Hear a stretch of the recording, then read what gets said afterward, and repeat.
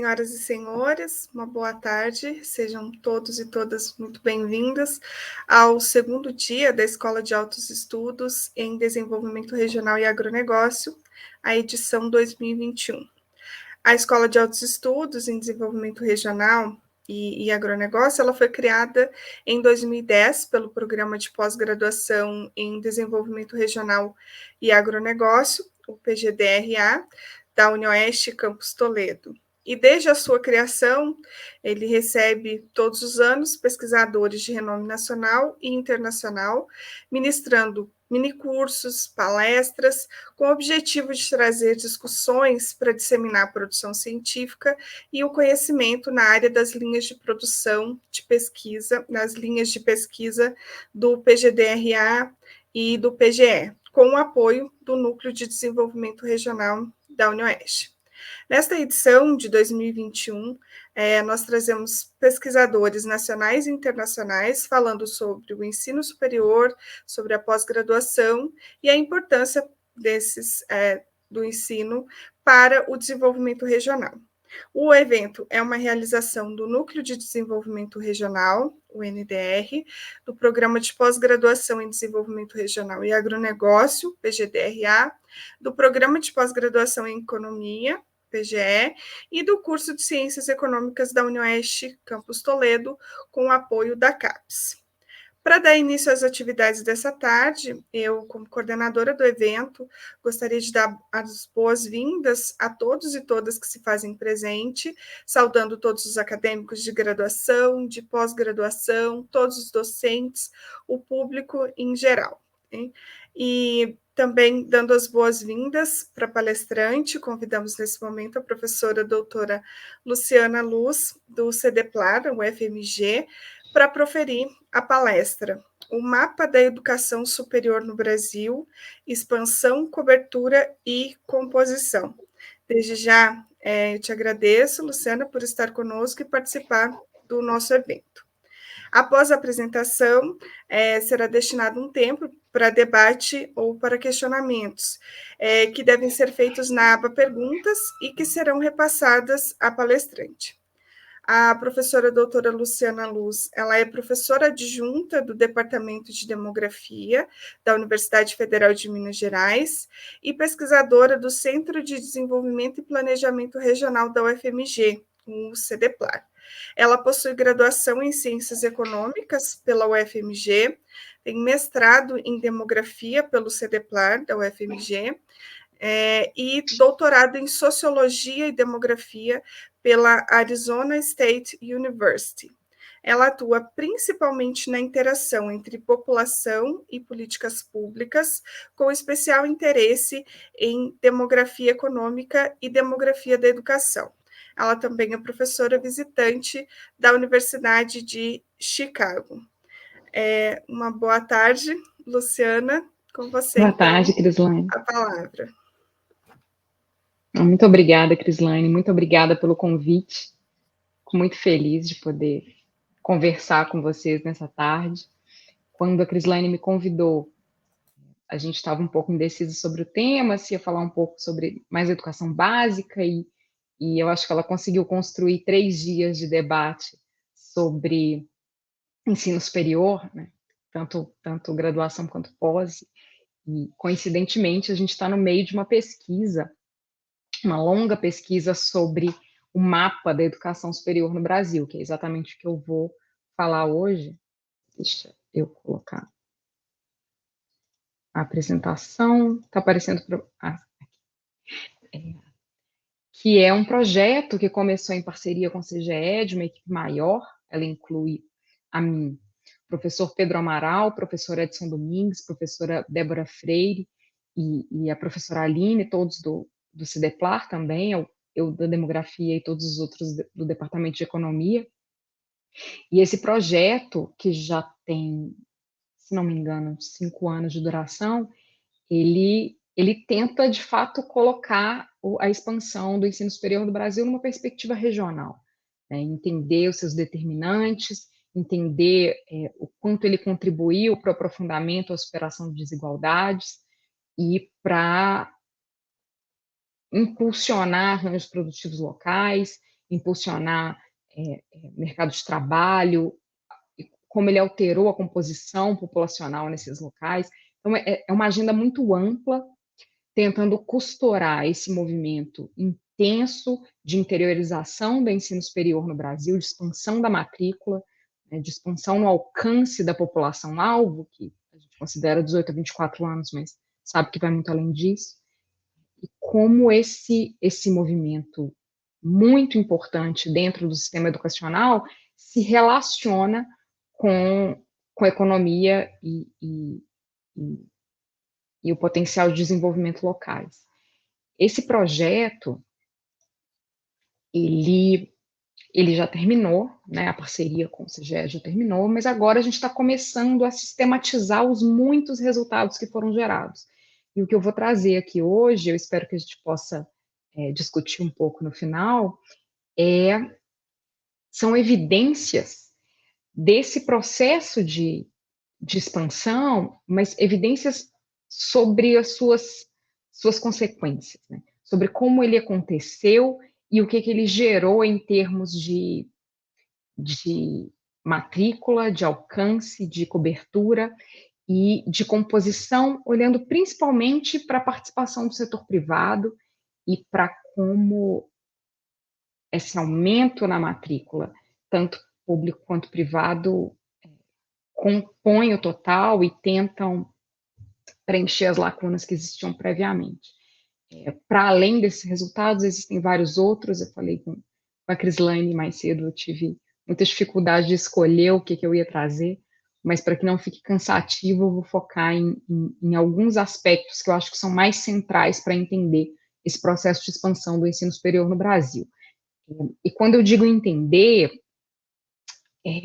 é de fato um trabalho exploratório. A gente sabe pouco ainda sobre como essa expansão se deu, né? A gente conhece bem os marcos temporais das políticas públicas, a gente sentiu, nós todos aqui, a grande maioria estamos na universidade, assistimos essa expansão do ensino público via Reúne, então é algo muito concreto para nós, mas em termos mais substantivos, a gente sabe pouco sobre como se deu essa distribuição, com quais critérios e quais os efeitos ela teve.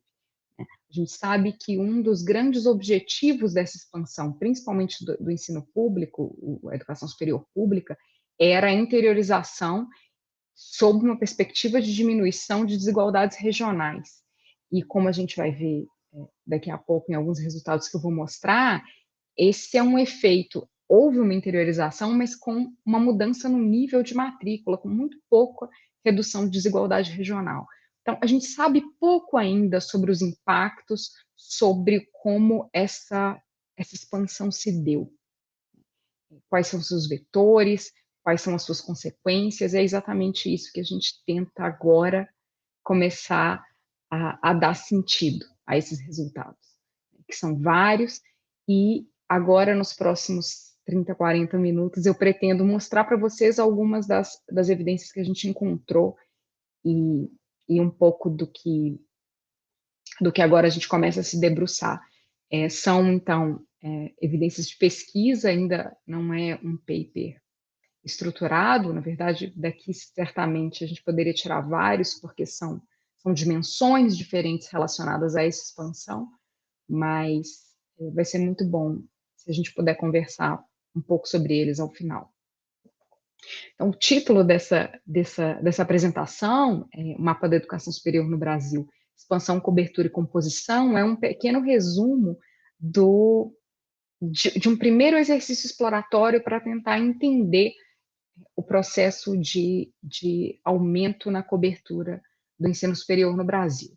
A gente sabe que existem várias lacunas no entendimento desse processo, as lacunas mais micro, né, no nível populacional, individual, de características individuais, de idade, raça, sexo, renda, essas vão ser no nível, principalmente se a gente pensar em nível municipal ou microrregião, isso a gente só vai conseguir responder de forma precisa com o próximo censo demográfico. A gente não tem ainda como como avaliar perfeitamente.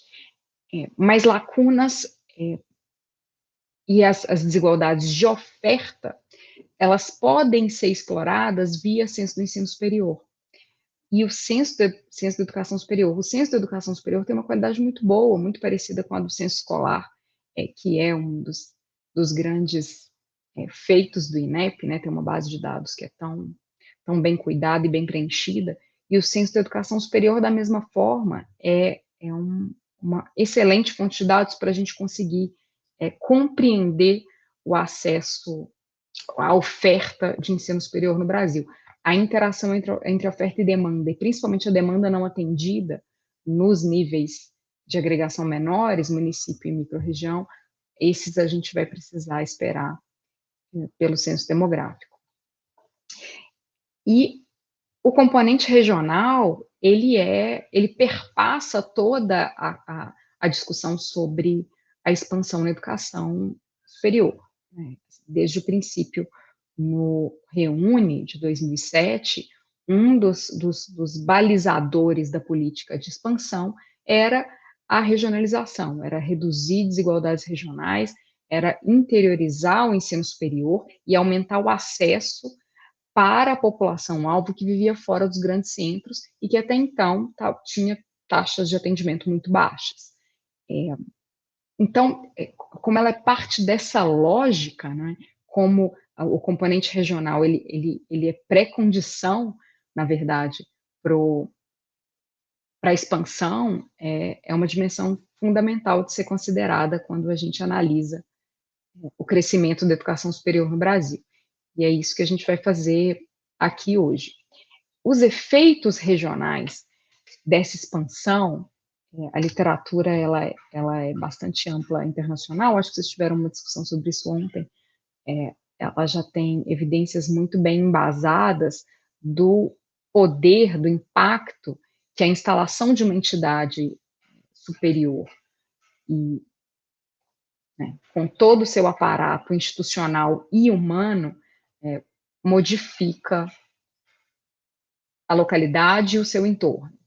A gente tem evidências de efeitos sobre mercado de trabalho, sobre renda, sobre comportamento demográfico, sobre migração, sobre circulação de pessoas e capital humano, né, junto com a universidade ou com um campi adjacente a uma universidade. Você tem fluxo de pessoas mais escolarizadas que a média daquela população, fluxo de alunos, retenção de jovens e possivelmente uma mudança no perfil do mercado de trabalho, se esses egressos permanecem por ali, né? Fora a atração de serviços, às vezes mais sofisticados do que os que já existiam para atender essa nova realidade, né? Esses novos atores que passam a fazer parte, às vezes, de um município pequeno ou médio que agora recebe uma instituição de ensino superior. Esse impacto regional, ele pode ter efeitos socioeconômicos, ele pode ter efeitos demográficos. Se a gente pensa que uma população mais escolarizada, ela vai ter provavelmente repercussões no seu comportamento reprodutivo, no seu estado de saúde e na probabilidade de morte, na sua propensão a migrar. Então, ele está muito correlacionado também com o componente demográfico, né? No médio e longo prazo, é possível que a gente consiga assistir efeitos sobre taxa de fecundidade, efeitos sobre atratividade ou expulsão migratória, efeitos sobre a saúde e a longevidade daquela população. Na medida em que esses componentes demográficos mudam, é possível que a gente assista também mudanças na composição etária, que podem estar restritas ao lugar que recebeu a instituição superior, ou pode ter desdobramentos, né? Pode ter algum spillover mais amplo para o entorno. Isso tudo é parte da agenda que eu acho que compreende a análise da educação superior, da expansão da educação superior e da interiorização da educação superior no Brasil por uma perspectiva regional.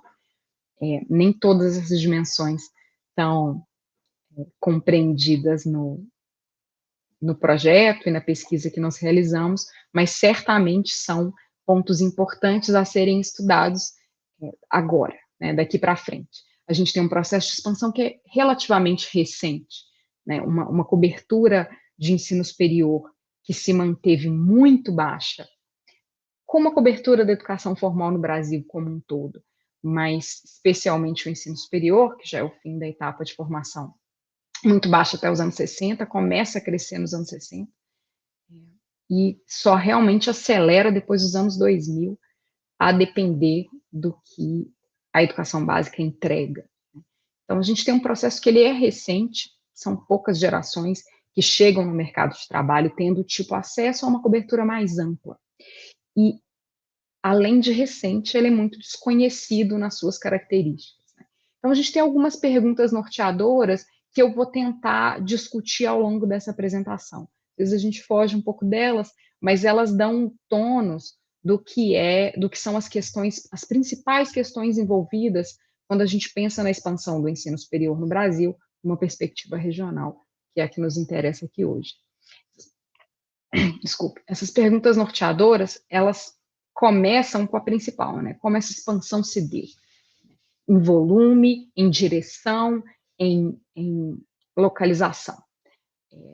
É um ponto-chave e complicado de se compreender, porque as decisões alocativas tomadas quando a expansão estava acontecendo, principalmente no intervalo ali de 2010, 2014, auge do Reúne, a gente tinha decisões que eram, em tese, balizadas por indicadores socioeconômicos, por uma estratégia de planejamento e desenvolvimento regional, mas, obviamente, também tinha um componente político na decisão de qual município receberia as IES, né, as instituições de ensino superior, ou um investimento de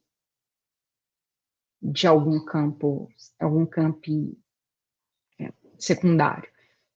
Então, é difícil entender a lógica dessa expansão quando a gente olha para ela, né, espacialmente, fica mais claro exatamente como ela se deu, e esse é o nosso primeiro passo.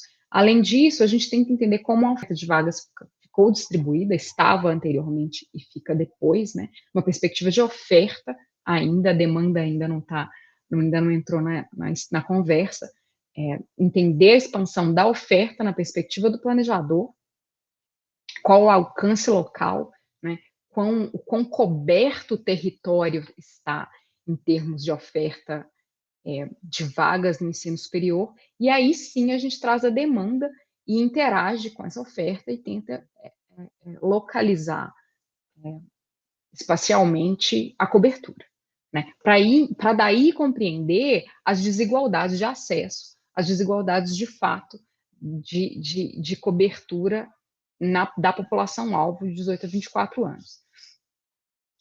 A gente pode perceber que a regionalização, ela aumenta o nível de acesso, mas mantém uma desigualdade estrutural, que a gente sabe que é mais do que educacional, ela é socioeconômica, uma desigualdade de desenvolvimento, mas ela é mantida em grande parte, mesmo com a expansão rápida e agressiva do ensino superior no Brasil.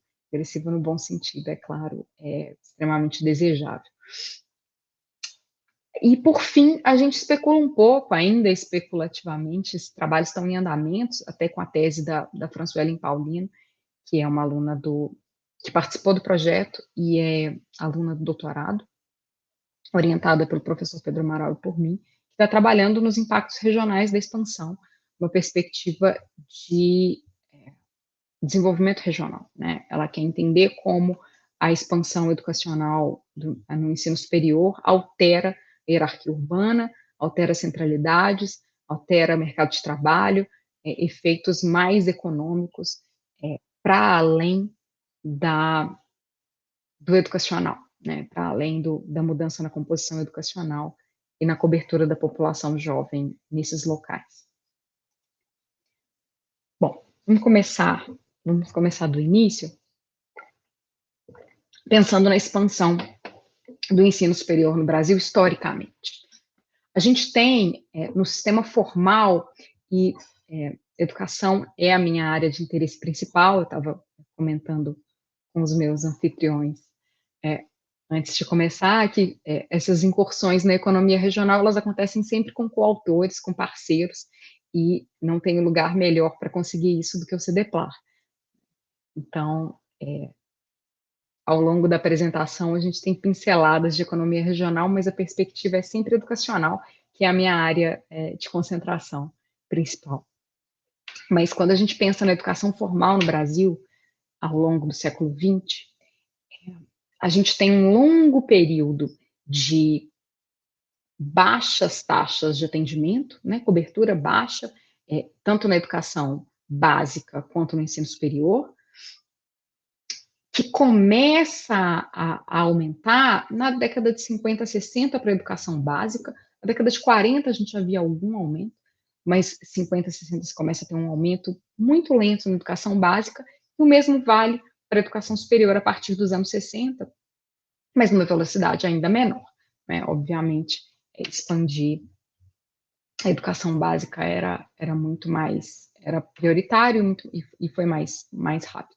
Assim como na educação básica, que só começa a acelerar, de fato, a cobertura na década dos 90, o ensino superior só começa a ganhar vulto em termos de cobertura também na década de 90. 90 e principalmente anos 2000, quando a gente começa a ter políticas sistemáticas de cobertura para o ensino superior.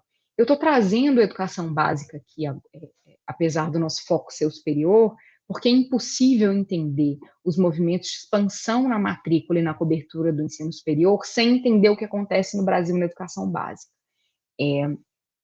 A gente tem que pensar em educação, na educação formal, como um sistema de vasos comunicantes. Essa é uma imagem que ela é muito útil para conseguir entender a demanda por educação. Se você tem um gargalo em algum ponto do ensino fundamental ou do ensino médio, o volume de pessoas, a demanda efetiva por educação superior, que chega lá na ponta para fazer o Enem, antes para fazer o vestibular, e que é de fato demandante de educação superior, ela é menor, porque ela ficou retida anteriormente. Ela pode estar atrasada, então ela chega com mais de 18 anos, ou ela pode ter saído do sistema e desistido do processo de escolarização formal, o que também vai diminuir a demanda efetiva. A gente mede demanda no Brasil como uma demanda potencial, né? Então, a demanda potencial do ensino superior são todos aqueles com 18 a 24 anos no território brasileiro. Ela vai muito além disso? Ela vai muito além disso. A gente sabe que as pessoas prolongam por atraso escolar ou por decisões de entrada e saída do mercado de trabalho, elas podem participar do ensino superior com idades muito mais elevadas do que 24 anos. Mas esse corte de 24 anos, ele é fundamental para que a gente tenha um parâmetro de planejamento de matrícula, né? Mas, então, a educação básica, ela começa a se expandir com o programa, começa a se expandir ali na segunda metade do século XX, mas ela só acelera e atinge a universalização no ensino fundamental na década de 90, com o programa Toda Criança na Escola, no governo Fernando Henrique. Ali a gente chega a 96, 98% das crianças de 6 a 14 anos na escola. Uma estatística que vai se mantendo de forma muito bem sucedida ao longo das décadas seguintes e entregando cada vez mais crianças para o ensino médio, que por sua vez passam a entregar cada vez mais jovens para o ensino superior. Então a gente tem uma demanda que até a década de 60 ela era restrita, não só porque as aspirações educacionais da população eram mais baixas, pelos requisitos produtivos e ocupacionais que existiam na época, mas também porque as pessoas interrompiam a sua jornada, né, a sua trajetória de educação formal muito antes do ensino superior. Então, elas não chegavam a almejar o ensino superior. A gente tinha uma demanda efetiva pequena, por causa desses gargalos anteriores, né? E era uma demanda extremamente elitizada, que era coberta na época principalmente pelo ensino privado. A participação do ensino público era muito pequena, décadas de 60, 70, 80, e grande parte da oferta era promovida pelo ensino privado. para além do fato das pessoas com perfil socioeconômico terem mais acesso e mais possibilidade de chegar às portas do ensino superior, a gente ainda tem a capacidade de pagamento quando se chegava às portas do ensino superior. Isso mantinha o perfil educacional brasileiro e a proporção de pessoas com ensino superior muito baixas, por muito tempo. Né? Na década de 90, a gente tem essa virada, é realmente um choque na forma como se pensa a oferta educacional na educação básica, e isso demora a chegar no ensino superior. 10 anos depois, a gente começa a pensar em expansão realmente programada do ensino superior no Brasil. A gente já está falando das crianças que sofreram a universalização do ensino fundamental na década de 90? Ainda não. Mas esse movimento, né, esses vasos comunicantes que começam a perder seus gargalos, principalmente no início, né, levando uma maior quantidade de crianças para o médio e depois para o superior, essa demanda começa a chegar de forma mais incisiva ali nos anos 2000, 2010. Isso do ponto de vista de oferta educacional, né, do planejador, olhando para a demanda, para o crescimento da demanda educacional. Se a gente olha pela perspectiva demográfica, né, as taxas de crescimento dessas populações, dessas faixas etárias educacionais, elas começam a mudar e a mudar rapidamente ao longo dos anos 90 e dos anos 2000. As faixas etárias mais jovens, principalmente as que estão sujeitas ao ensino fundamental até 14 anos, elas começam a arrefecer. Esses grupos etários começam a ter um crescimento cada vez menor e, eventualmente, eles vão começar a ter um crescimento negativo e entregar cada vez menos demanda para o sistema escolar. Isso ainda não chegou lá na frente. Mas a gente agora assiste um movimento de diminuição no ritmo de crescimento da população jovem, né, que vinha crescendo muito rápido. A gente está batendo agora as portas do fim do nosso bonde demográfico, no qual a população em idade produtiva vai começar a crescer a taxas mais lentas do que a população dependente. E isso vai se refletir nessa demanda, né, nessa pressão de demanda. Por que a gente ainda não vai sentir diretamente sobre o ensino superior uma queda na demanda por ensino superior, né? Uma queda, um excesso de vagas? Porque a gente tem uma cobertura muito baixa, né? A gente tem um gap muito grande para cobrir, e ainda que quem está de fora cresça a uma taxa cada vez menor, a gente ainda tem um longo caminho para incluir e cumprir as nossas metas de cobertura. Mas na década de 90, isso foi parte da história que ajudou a universalização do ensino fundamental, né? O crescimento cada vez mais lento dessa população infantil, que permitiu que a cobertura chegasse a tempo.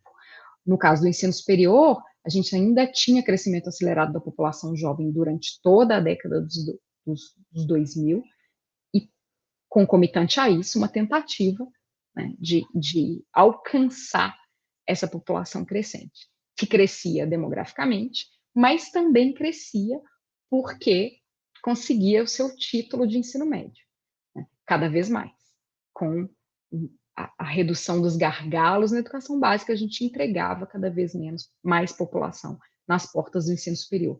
Isso é muito importante porque a gente tem tendências que são conflitantes, né? Uma tendência demográfica que é de redução de ritmo, primeiro de crescimento de ritmo e, eventualmente, daqui para frente, de redução de ritmo de crescimento, e uma tendência escolar que é de aceleração, né? As pessoas, à medida em que elas conseguem completar suas trajetórias na educação básica, elas passam a ser demanda efetiva para o ensino superior, elas conseguem chegar às portas do ensino superior. E aí, a nossa cobertura vai ser mais ou menos pressionada por esse efeito de demanda. Quando a gente olha apenas para a oferta, e é muito mais fácil olhar para a oferta com os dados que a gente tem, infelizmente, a gente tem ótimos dados administrativos, como eu disse, do Censo da Educação Superior, e poucos dados populacionais, principalmente nos níveis micro, né, micro e regionais, porque para isso a gente depende de censo, né, para chegar nesse nível de agregação. Mas olhando apenas para a oferta, fica claro, a gente consegue delinear esse aumento de cobertura, esse aumento de oferta e colocá-lo no espaço. Então, a gente tem esse processo ao longo da década de 60, né, de um aumento muito gradual, lento, e que acontece, principalmente impulsionado pelo setor privado. Nos anos 90, a gente tem uma segunda onda, essa primeira onda, 60 até 80, é muito, muito pequena, para ser, não deveria nem ser chamada de onda, talvez, mas uma segunda onda na década de 90, que tem como âncora essa recuperação da cobertura do ensino básico e estabilização econômica, né, com plano real, e uma recuperação da demanda por ensino superior, com maior dinamismo, estabilidade econômica. Os efeitos de demanda por ensino superior, eles estão muito relacionados ao retorno salarial à educação, né? Menor desemprego, as pessoas, a estrutura produtiva mudando, a gente tem uma certa pressão nesse momento, que também acaba sendo coberta por ensino privado. A gente só vai ter uma ação orquestrada do setor público para, de fato, expandir a educação superior no Brasil a partir dos anos 2000, principalmente com o programa Expandir, de 2003 a 2006, né, que aí eu vou mostrar daqui a pouco algumas instituições que foram criadas nesse período.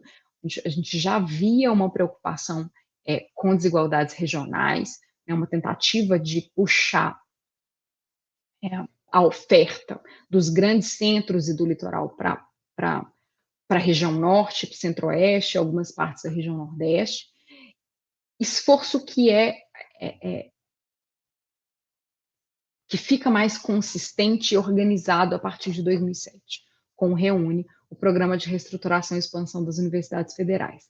Nele, ali sim, estão previstas como diretrizes básicas a interiorização do ensino superior, além da regionalização.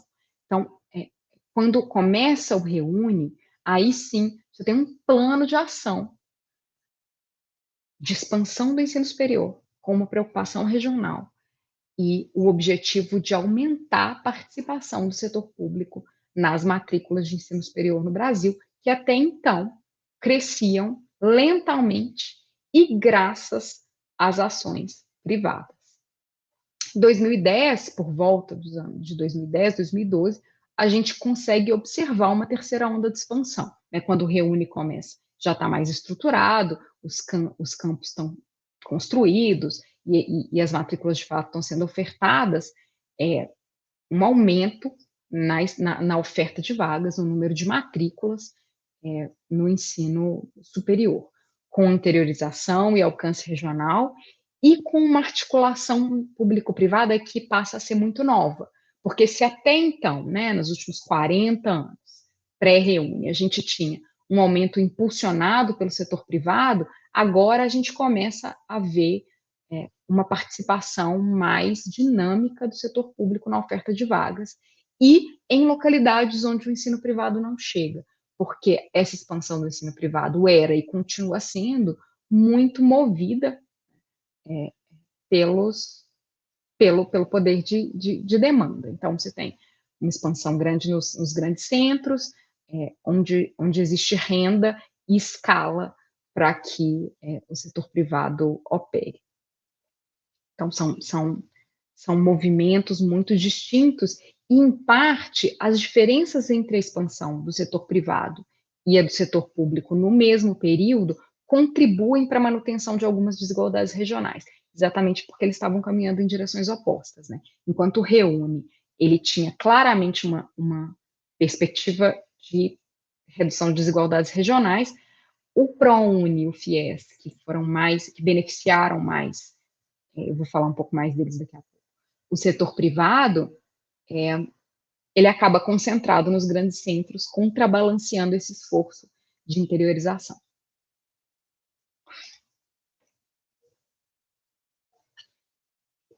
Coloquei aqui algumas das diretrizes para essa expansão, né, previstas no Reúne, e eu não acho que meu PowerPoint ficou sem a formatação aqui. É muito interessante notar, são várias regras, eu não vou ler uma por uma, mas que nos critérios para a expansão, você tinha ali entre os 4 primeiros critérios regionais, critérios preocupados com o desenvolvimento regional. Então, você tinha uma estratégia de expansão do ensino superior que estava evidentemente, primordialmente preocupada com aumentar e democratizar o acesso, levando em conta as desigualdades regionais no Brasil. Não só a demanda não atendida, que era muito alta. Porque parece um pouco óbvio, e deve ser para vocês, porque vocês estão envolvidos com esse objeto, né, o espaço, as desigualdades regionais o tempo todo, mas quando a gente olha apenas por uma perspectiva educacional, a expansão do ensino superior, o ensino superior, ele operava em níveis tão baixos de cobertura que, como ponto 1, ponto 2, ponto 3, critérios básicos de expansão, você poderia facilmente ter outros que não fossem os regionais. Né? Critérios que visassem a expansão o mais rápido possível, ou com a maior eficiência possível, com a maior velocidade possível, com a maior cobertura possível, né? Aproveitar o que já existe e expandir, independente da lógica regional. E é muito interessante que não, que apesar disso, a lógica regional ela aparece como prioridades no processo de expansão do ensino superior no Brasil. A gente tem ali como ponto 1, vocação da região e políticas públicas em desenvolvimento, promoção do desenvolvimento com redução das assimetrias regionais, localização geográfica e a população da micro-região e mesorregião atendidas. Então, a gente não está pensando nem no nível estadual, pensando no nível da micro e da mesorregião, pensando que a educação superior ela tem que estar a uma distância factível, sem grandes choques migratórios. Essa é uma lógica que sempre esteve presente na educação básica, não necessariamente na educação superior, né, e que passa a operar e nortear o processo de expansão da educação superior pública no Brasil a partir dos anos 2007 e 2010, efetivamente. Bom, eu prometi mapa do ensino superior no Brasil, só agora a gente chegou em um, nós veremos outros. Quando a gente olha para o total de matrículas por região, e aqui as matrículas estão plotadas por macro-região, em 2003, 2019, então a gente tem um ponto pré-Reúne, pré-estratégias de expansão do projeto Expandir, então é o retrato entregue por décadas e décadas de baixas taxas de matrícula, pouca cobertura e grande prevalência do ensino privado. Né? Esse mapa de 2003. Quando a gente olha para a escala, vocês vejam que a população atendida, é óbvio que a gente tem um efeito da própria distribuição espacial da população no território, né? Mas a gente tem não só um atendimento muito baixo, números muito baixos, volume de oferta muito baixo, como um volume de oferta muito concentrado no Sul e Sudeste. Quando a gente olha para 2019, pós-Reúne, pós-FIES, pós-ProUni, pós-efeitos de redução de gargalos na educação básica, os níveis, o que é percebido pela escala dos mapas, os níveis de matrícula, os níveis de oferta, eles aumentam muito. E aumentam consideravelmente, mesmo em regiões que antes eram praticamente desatendidas. A gente vai ver daqui a pouco uma regionalização que mostra claramente que o Brasil passa a ter boa parte do território coberta. Se ela é adequadamente coberta, isso a gente pode discutir no final da apresentação. Mas a comparação entre esses dois pontos no tempo, muito pré e muito pós, políticas de expansão, porque essas políticas cessaram nos anos recentes e começaram a acelerar depois de 2003. Então, a gente tem aí dois extremos para avaliar. A gente percebe uma mudança considerável no nível de oferta, mas uma manutenção relativa na estrutura de desigualdades regionais. A gente ainda tem uma grande concentração dos grandes polos, ainda tem uma grande concentração das vagas, que a gente está olhando só para as matrículas, não está olhando para a população-alvo, das vagas nas regiões sul e sudeste,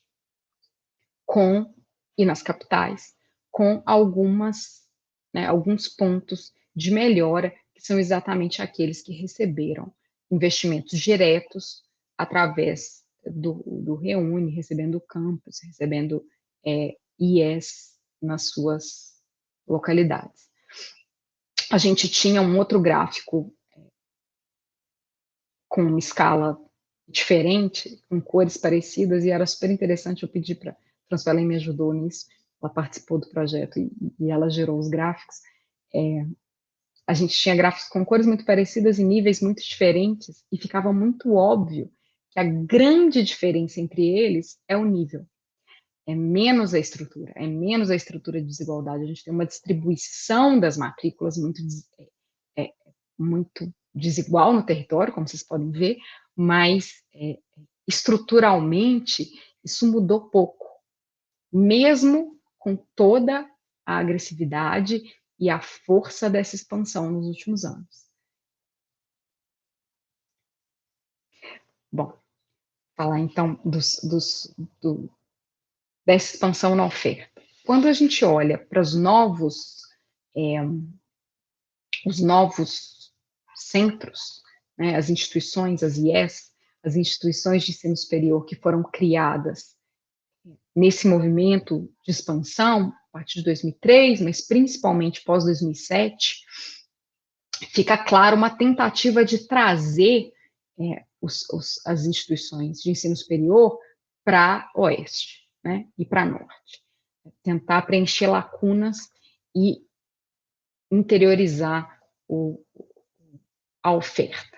Os pontos em verde desse mapa são as instituições que foram criadas na chamada fase 1, que vai até, se não me engano, 2007, quando começa o Reúne. Vejam que já é um movimento muito expressivo e que tem ali a sua participação na região norte, centro-oeste principalmente, apesar de, óbvio, atender também as regiões mais populosas do Brasil, onde a demanda desatendida por ensino superior era muito grande. Na fase 2, exatamente no período em que vigora o FIES com mais força, até 2012, principalmente, a gente tem os pontos em azul, que aí estão alguns deles concentrados perto dos grandes centros, mas, novamente, com essa preocupação de interiorização, e é bom lembrar que a gente está falando de decisões alocativas, como eu disse no início, que tem relação com estratégia de desenvolvimento regional, mas também tem ligações políticas, né? E estudos de viabilidade para entender se aquele é um lugar que está apto a receber uma instituição de ensino superior. Quando no início da apresentação eu disse que a gente estava tentando mapear a lógica da expansão, e é exatamente isso que esses primeiros mapas fazem, porque a lógica ela não é cartesiana, ela não é dada apenas pelos indicadores, ela acontece no meio de um emaranhado de embates políticos e orçamentários ao longo desse período. Então, várias das decisões ficam fora da curva e a gente não consegue compreendê-las totalmente. E na fase 3, a partir de 2012, que a gente chama de fase 3, ali 2012, 2014, a gente tem uma nova entrada de instituições de ensino superior federal, com, mais nesse, o eixo norte, claramente ele foi sendo menos atendido. Tem uma ressalva para fazer em relação a esse mapa, é que a gente está falando da instalação de instituições de ensino superior, campus físico. E nesse período, tem um crescimento importante da educação e ensino à distância. O EAD, que agora é tão familiar para a gente, mas que até pouco tempo não era. E o EAD contribuiu para o aumento na cobertura, principalmente nessas regiões, principalmente na região sul, dos grandes ofertantes de EAD no Brasil, desproporcionalmente, assim, os níveis de oferta de EAD na região sul são muito mais elevados do que nas outras, muito interessante. Eu nem trouxe esses resultados, mas são parte do escopo do projeto também. Mas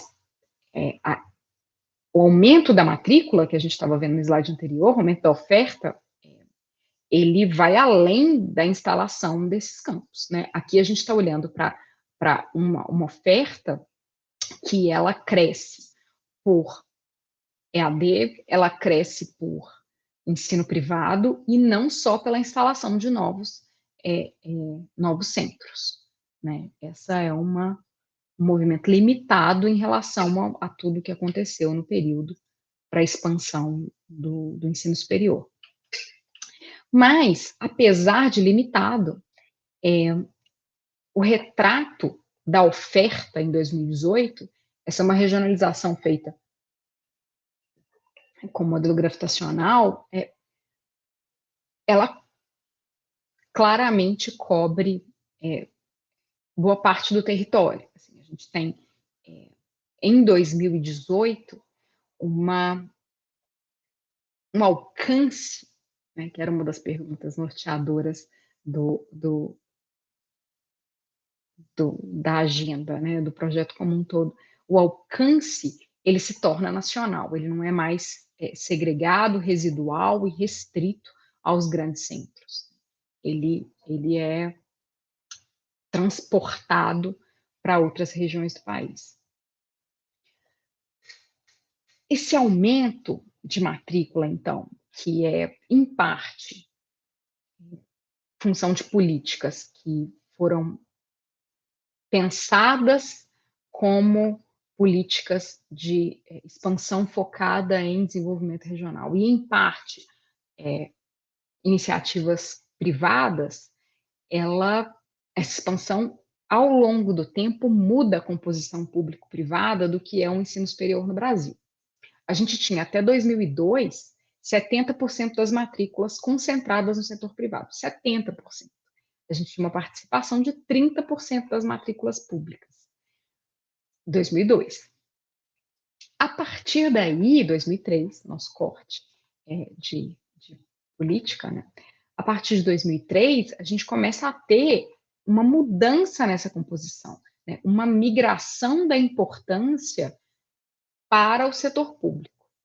Mas o setor privado não ficou estático vendo o setor público expandir suas vagas, até porque a pressão de demanda que o setor público estava sofrendo para aumentar suas vagas era exatamente a mesma que o setor privado estava sofrendo. Mais jovens se formando no ensino médio, mais jovens chegando ao ensino médio, eventualmente concluindo o ensino médio. Vale o parênteses que o ensino médio ainda é um gargalo, ainda é uma preocupação na trajetória escolar dos jovens, mas melhorou, né? Não há dúvida de que nesse período ele entrega muito mais formandos, pessoas aptas a cursar o ensino superior. As próprias credenciais do mercado de trabalho, as credenciais necessárias para a mobilidade social via mobilidade educacional mudam.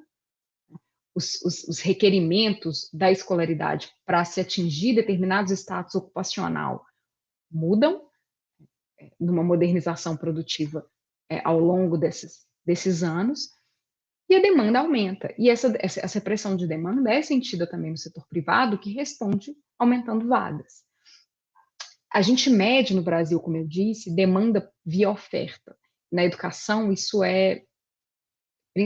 principalmente na educação básica, isso é um grande limitador. A gente considera que se a vaga existe, é porque a demanda existiu. Então, ela é uma aproximação.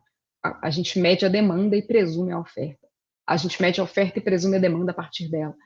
E na educação pública, a mesma coisa. Só que para a educação privada, a gente sabe que já existem vagas ociosas. E a gente pode discutir por quê, né? Porque não tem, se a gente tem uma cobertura aquém do que gostaria, se parte da população jovem não é atendida pelo ensino superior, por que o ensino privado tem vagas ociosas? Provavelmente por um mismatch locacional, por dificuldade de pagamento, dado que agora a gente tem restrições no financiamento estudantil, e por também mismatch nos cursos, né? O que é ofertado em termos de formação e quais são as vocações produtivas locais, e que os jovens, obviamente, captam essa informação e tentam se especializar de acordo. Bom, mas o fato é que até 2002 a gente tinha ali 70% das matrículas concentradas no ensino superior, e isso começa a mudar, mudando também o perfil socioeconômico e sociodemográfico da população inserida no ensino superior. O ensino superior, como todos sabemos, era altamente elitizado. A gente tinha um investimento educacional superior público que era regressivo, né, que ia em direção às camadas de renda mais altas da sociedade, e isso começa a ser revertido por força de lei com as políticas de ação afirmativa.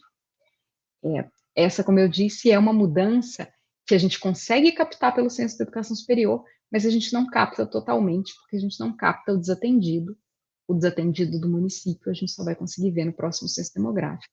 Se tudo correr bem, estará disponível em breve. Bom, essa composição público-privada, ela é alterada pela expansão das públicas, mas ela também é alterada pela expansão das privadas, né? A gente tem Reúne, mas a gente também tem ProUni, Programa Universidade para Todos, e o FIES, o Programa de Financiamento Estudantil, que terceiriza, né, o sistema de voucher, que vai buscar no setor privado a cobertura de ensino superior que não está sendo feita via expansão do ensino público. Essa voucherização do ensino superior, ela foi muito discutida na época, assimetrias de qualidade na oferta e no custo aluno, quando a gente olha para o número de vagas geradas no privado, o número de vagas geradas no público, essa é uma outra discussão, mas a principal diferença para a gente, que agora, hoje, está interessado nas desigualdades regionais, é que esses dois eixos de expansão do ensino superior, eles aconteceram com lógicas muito distintas espacialmente, né? Enquanto a gente tinha um aumento na cobertura do ensino superior público voltada para a interiorização e democratização regional do acesso, a gente tinha uma lógica contrária no setor privado, que ia de encontro aos grandes centros, aos centros com renda média alta, aos centros de melhores indicadores educacionais da educação básica, que é onde a demanda efetiva por ensino superior estava, concentrando mais nos lugares tradicionalmente bem atendidos o ensino superior. Esse mapa está super difícil de ver, eu peço desculpas pelas cores fraquinhas, mas ele mostra onde estão localizadas as instituições de ensino superior privada no ano de 2014. Ou seja, bem no auge do FIES, do programa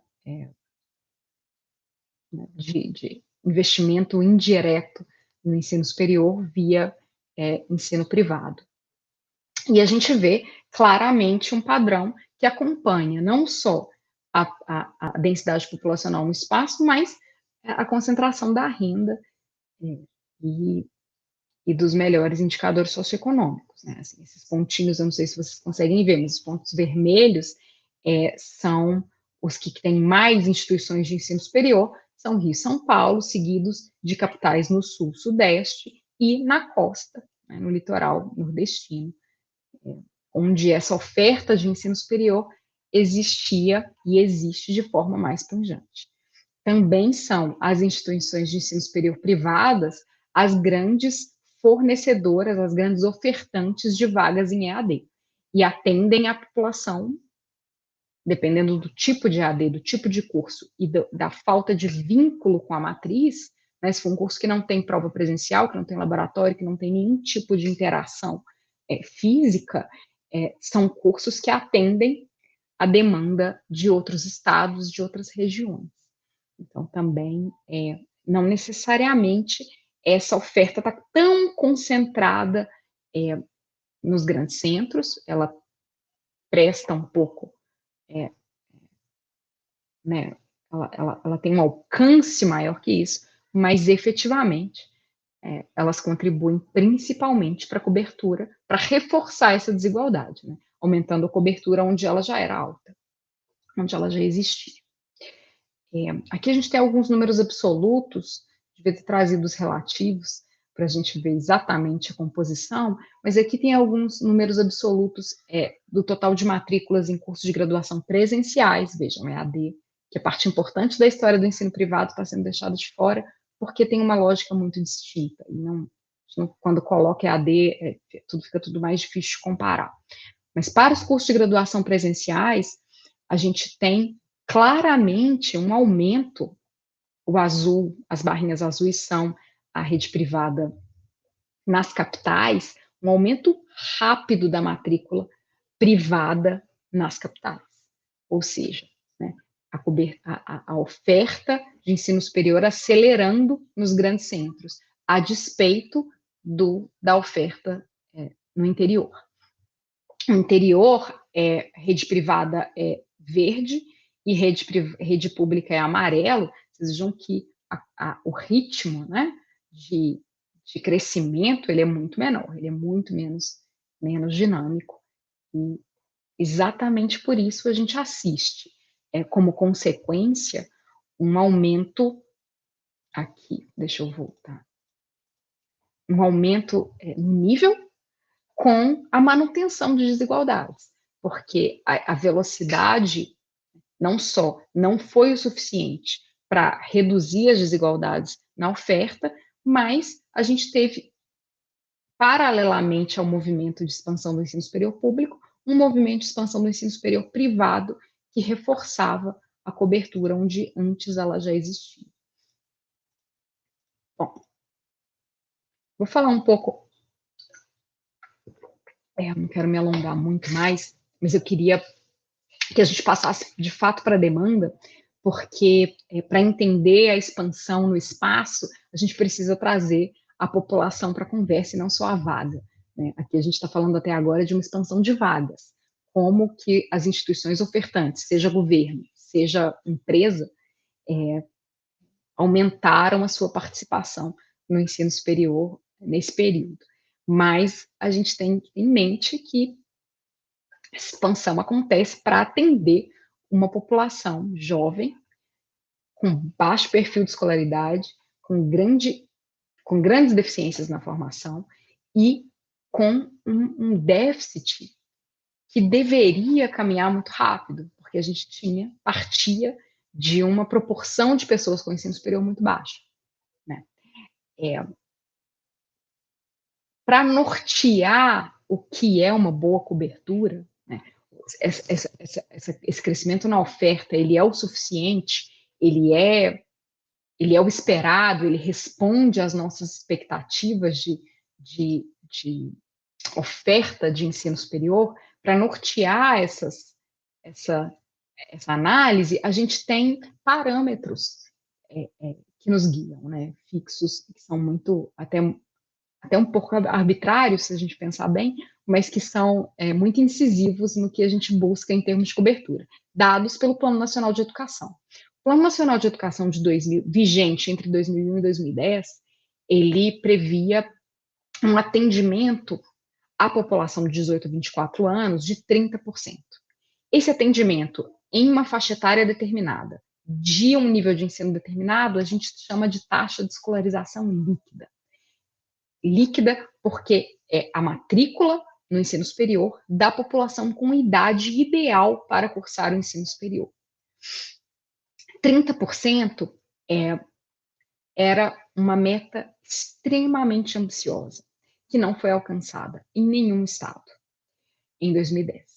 2010, lembrem lá da nossa linha do tempo histórica, a gente estava começando a perceber o aumento de matrícula promovido pelo Reúne de 2007. Né? Então, ainda tinha aí, talvez, uma avaliação excessivamente de curto prazo na cobertura. Essa meta ela é replicada no PNE de 2014 e vigente até hoje, que acaba em 2024. O PNE de 2014 tinha como meta de taxa de escolarização líquida no ensino superior, ou seja, matrícula da população de 18 a 24 no ensino superior de 33%. Aumentou 10%. Não tinha alcançado, mas estava jogando para frente em 14 anos, aumentou 10% na meta. A gente vai ver que nenhum estado em 2019 tinha cumprido a meta de 2024 ainda. Então, a gente tem, apesar da rápida expansão da matrícula, como a gente viu naquele mapa, ela é em nível, né, em volume, ela é considerável, ela realmente é muito, muito grande, a gente não teve um aumento de cobertura satisfatório. E é interessante porque existe um falso trade-off, um falso debate sobre priorizar o ensino superior a despeito do ensino da educação básica, e eu digo que é um falso trade-off porque, em tese, a gente devia estar priorizando todos ao mesmo tempo, poderíamos fazer isso,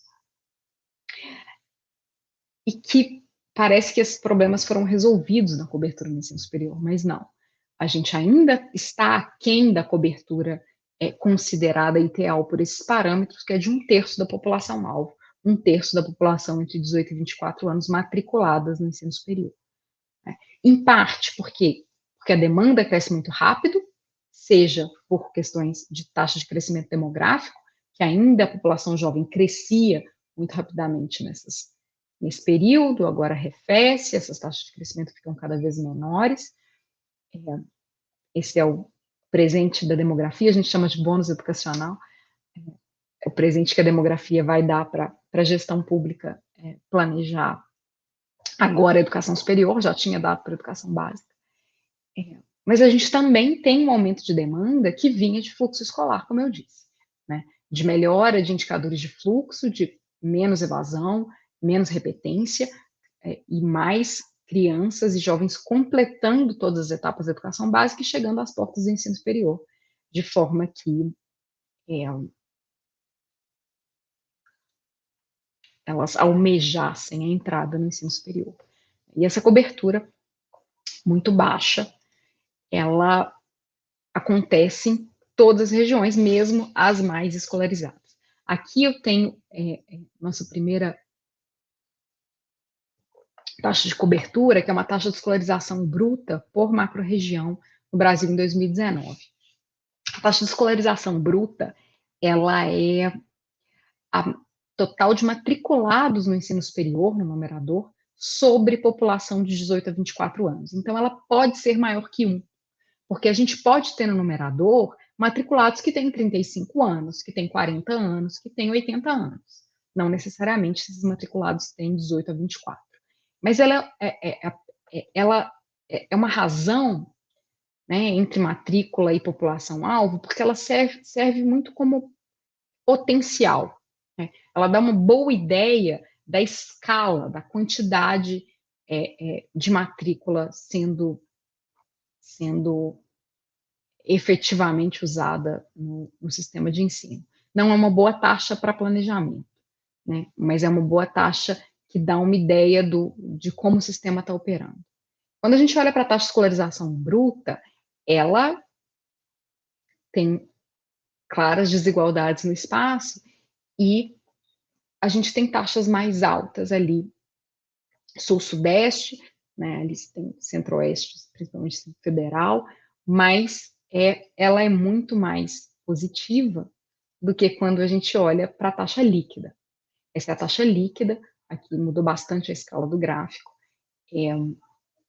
A taxa líquida apenas matriculados no ensino superior até 24 anos, sobre população de 18 a 24 anos, ou seja, a população em idade considerada ideal, não vou dizer correta, mas ideal, para estar cursando esse nível de ensino.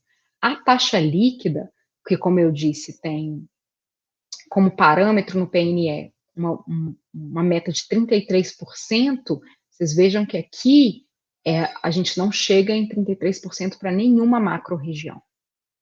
E agregando as macro-regiões, a gente não chega a uma taxa de escolarização líquida média de 33% para nenhum estado, nem os mais desenvolvidos, nem os que têm indicadores educacionais na educação básica melhores e que, portanto, deveriam entregar muita população para o ensino superior. Em nenhum deles a gente consegue observar o cumprimento da meta em 2019. Se a gente pensa que o PNE vigente vai até 2024, é pouco provável que essas taxas sejam alcançadas dentro desse PNE para grande parte do país.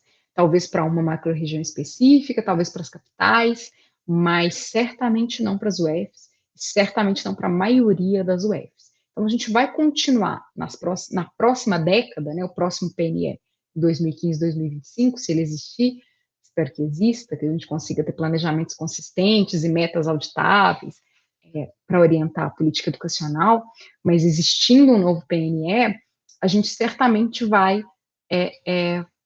novamente ter que travar uma batalha para conseguir aumentar a cobertura do ensino superior, que ainda está muito aquém do ideal, apesar dos esforços de expansão. Eu já passei bastante do tempo que eu gostaria de falar, eu acho que vai ficando muito cansativo, mas antes de finalizar, eu queria mostrar para vocês duas evidências do que a gente vem começando a trabalhar sobre impactos regionais. Existem outros, tem modelos de equilíbrio geral, tem modelos sobre elasticidade do trabalho, que foram feitos no escopo desse projeto, e as duas que eu vou mostrar aqui, essa primeira é parte da tese da Françoise, que são efeitos locais, efeitos regionais sobre a mobilidade. Essa expansão do ensino superior que se deu, né, com uma tentativa de interiorização, com a fixação de IES em cidades médias, em municípios que antes não tinham acesso próximo a uma instituição de ensino superior física, como que ela altera a mobilidade de jovens, né, dos matriculandos, dos alunos, dos discentes no espaço. Parte da motivação para esse estudo era a de que a instalação dessas unidades nas cidades médias e pequenas, elas criam por si só, independente dos efeitos econômicos, sociais que vão se avolumar ao longo do tempo, apenas a instalação dessas unidades, elas já geram uma modificação populacional na medida em que elas atraem a população docente e discente. Né? Você tem uma mobilidade de técnicos, de professores e de estudantes para aquela localidade, partindo do princípio de que elas não vão atender apenas aos alunos da cidade. Seria uma hipótese nada plausível. Então, considerando que elas atendem muito mais do que a sua localidade, o seu entorno, era de se esperar que essa interiorização provocasse também uma certa mobilidade entre os grupos etários mais jovens, mobilidade no espaço. Quando a gente olha para as matrículas dentro do censo de educação superior, para as matrículas nos cursos de graduação presencial, né? O EAD não necessariamente exige mobilidade, mas nos cursos de graduação presencial, considerando migração interestadual por lugar de nascimento, a gente percebe que esse é um movimento muito pequeno. E aqui a gente tem algumas limitações para tratar. A primeira delas é que a gente está falando de uma migração última etapa, né? Nos termos técnicos de quem estuda migração. A gente tem a etapa da matrícula, ou seja, o município, a UF, no caso, em que a instituição está localizada, e a UF de nascimento. Essa pessoa pode ter migrado antes, por outros motivos. Não necessariamente ela migrou para aquela UF por causa do ensino superior. Ela pode ter migrado antes com os pais, ela pode ter feito uma migração de trabalho, ela pode ter feito esse movimento antes. E ela pode ter passado por outras UFs antes disso. Mas como a gente só consegue captar essa última etapa migratória, nascimento, matrícula, é o que a gente tem com os dados que estão disponíveis, né? E parece que esse movimento interestadual, e que o SISU promoveu, eu ainda falei do SISU, o SISU, havia uma expectativa em torno do SISU que ele aumentasse a mobilidade estudantil, né? Quando você coloca uma prova única e um ranking único para alocar os candidatos entre as universidades, esse é um grande motor de mobilidade, né, de distribuição dessas vagas para um âmbito muito maior do que o local.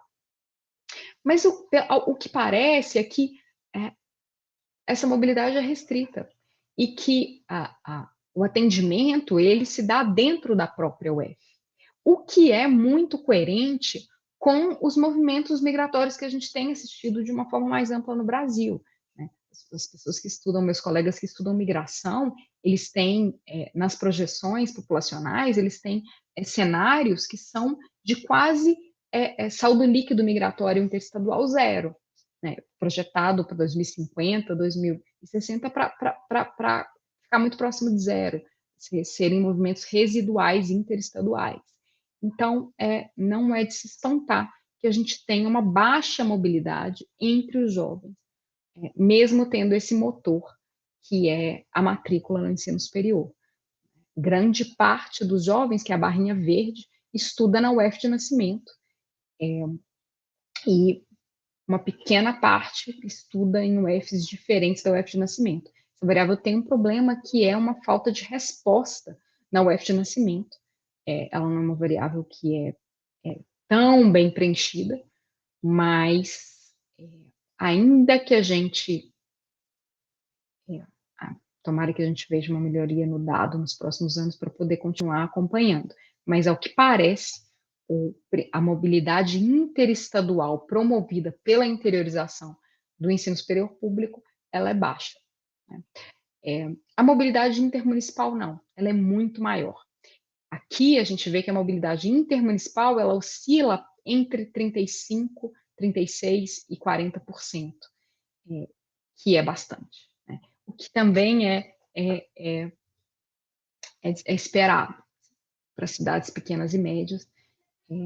O acesso ao ensino superior se dá via algum tipo de mobilidade, dificilmente você vai ter esse nível de ensino disponível no mesmo município, talvez na microrregião, na mesorregião, eventualmente na macro, mas o que a conjunção dos dois dados nos diz, e aí a gente precisa de estudos mais aprofundados, com métodos mais adequados, é difícil falar em impacto, olhando só para estatísticas exploratórias, e a avaliação de impacto está em curso, mas olhando para esses dados exploratórios, parece que os movimentos propiciados pela expansão educacional do ensino superior é um movimento de curta distância, né? E, de fato, a gente precisa pensar numa oferta que opere localmente, né? Qual é o nível de alcance dessa oferta? Qual é o nível ótimo? E aí, o professor Pedro Amaral podia discutir os modelos de otimização. Qual é o nível ótimo de distância entre a oferta e a demanda, né? Dado as restrições orçamentárias do governo federal nesse caso? Não sabemos. Mas, certamente, a gente precisa pensar a oferta de ensino superior no Brasil sob perspectiva local, regional, e não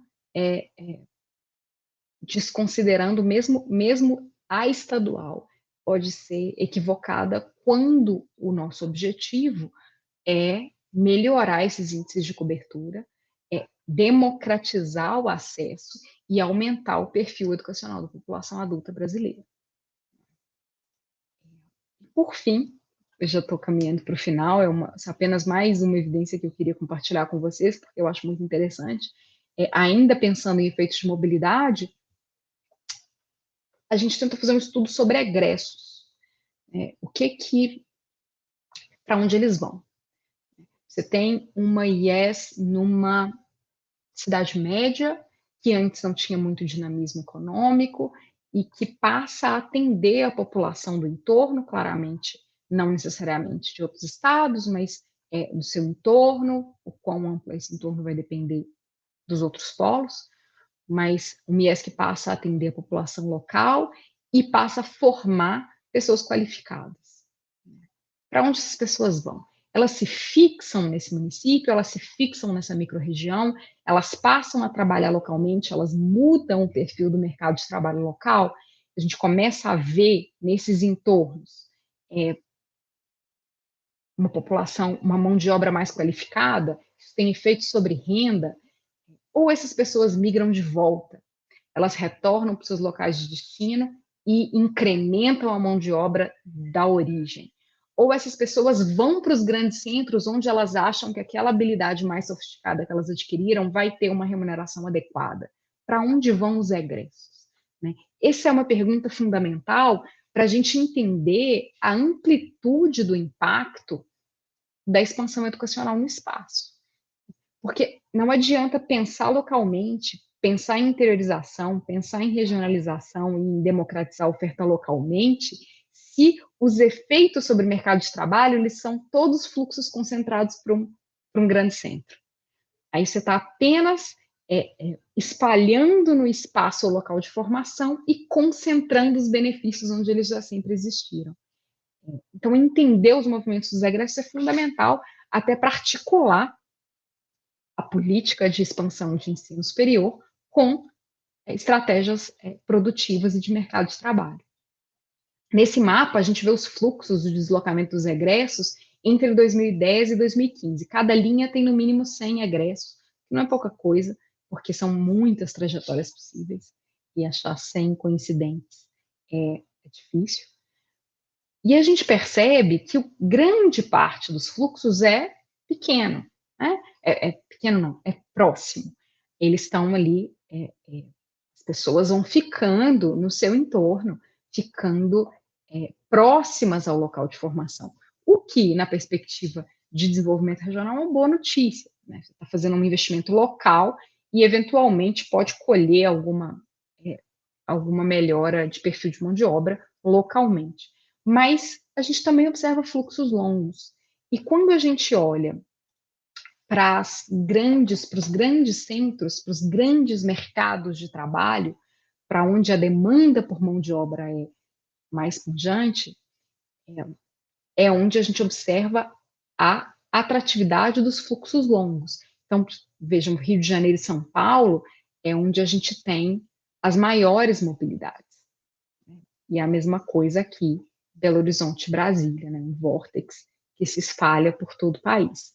Esses movimentos, eles são importantes para egressos, mas eles são menos numerosos do que a fixação no entorno pelos dados preliminares que a gente tem. Eu acho que essas respostas, elas vão ficar mais concretas, muito mais concretas, com o censo demográfico, quando a gente puder destrinchar no município e na microrregião a mudança no perfil de mão de obra, né, por ano de formação, por curso, as perguntas que a gente tem sobre educação superior no censo, quando a gente puder destrinchar, né, e entender a mudança na composição da população que acaba de se formar, que se formou ali e que eventualmente oferta mão de obra localmente.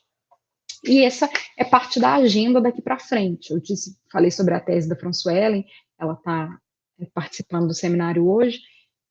A Françoelen tem como objetivo, e é parte da nossa agenda, entender os impactos dessa expansão sobre centralidade e hierarquia urbana, impacto sobre mercado de trabalho local, né, composição, renda e escolaridade, e é parte da minha agenda de pesquisa entender a população desatendida, né, dado que a gente aumentou a cobertura, claramente não o suficiente, quem são as pessoas que estão de fora? Elas estão no mercado de trabalho, é uma inserção laboral precária, é uma inserção com subescolaridade ou sobreescolaridade, quais são as trajetórias escolares dessas pessoas e a que distância elas estão dos centros de ensino superior mais próximos. Além de inúmeras outras perguntas que precisam ser respondidas, a gente ainda tem muito para conhecer e entender sobre o ensino superior no Brasil, que eu acho que é a nossa próxima grande fronteira educacional, para de fato ter uma população com perfil educacional adequado para um modelo produtivo moderno, para uma cidadania completa, né, para direitos políticos que sejam sólidos. Muito obrigada, gente. Muito obrigada pela atenção hoje. Desculpa ter falado tanto tempo.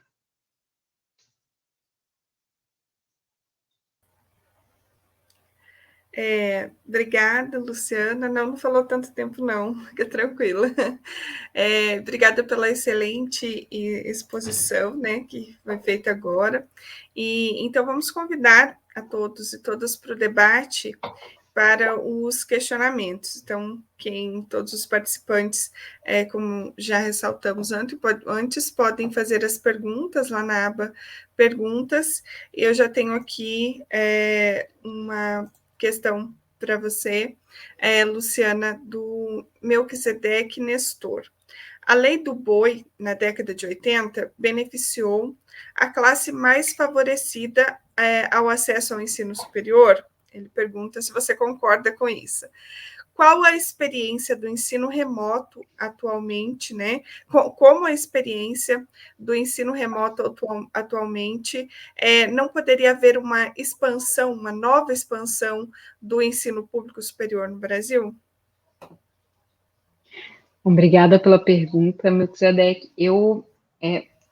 O que a gente vê, olhando para as experiências em termos de política pública de ensino superior, nos anos 70, 60, 70 e 80, né, principalmente durante o governo militar, é que eles tinham uma lógica que era muito voltada para o ensino privado, todas elas, e que acabava beneficiando quem tinha poder de pagamento, né, quem conseguia ingressar no privado. Como a gente não tinha nenhum tipo de expansão pública muito óbvia, a gente acabava sempre tendo ou transferências diretas ou legislação que beneficiava a expansão das privadas, o que naquele momento significava um aumento na matrícula das camadas mais ricas da sociedade, né? Um aumento pequeno também.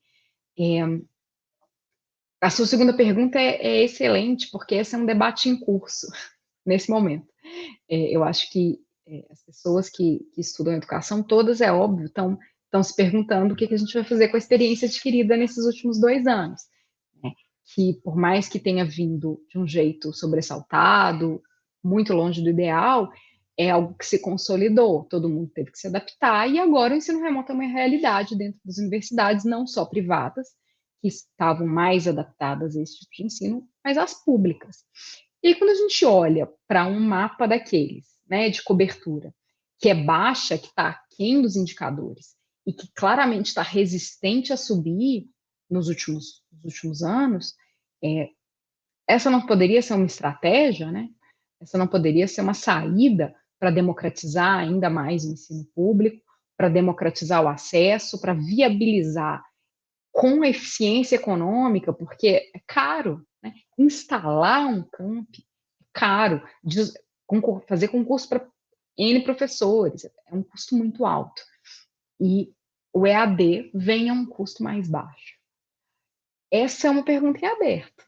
A gente parte do projeto em parceria com o CGE, procurava responder isso.